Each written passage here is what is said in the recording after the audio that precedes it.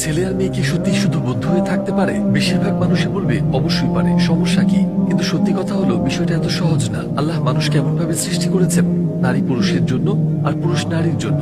যখন দুজন ছেলে মেয়ে বন্ধুত্ব করে, আগে হোক কিংবা পরে, তাদের মাঝে আকর্ষণ তৈরি হতেই পারে। কখনো কখনো তুমি খারাপ অনুভূতি লালন না করলেও একটা ছোট আচরণেও সবকিছু বদলে যেতে পারে। এই কারণে এই ধরনের বন্ধুত্ব দীর্ঘমেয়াদে ঝুঁকিপূর্ণ আর অনেক সময় বিপদও ডেকে আনে। তার চেয়েও বড় কথা, আমাদের ধর্ম এই বিষয়টা নিয়ে একদম স্পষ্ট নির্দেশ দিয়েছে। আল্লাহ যা হারাম করেছেন সেটি হারাম, ব্যাস এখানেই শেষ।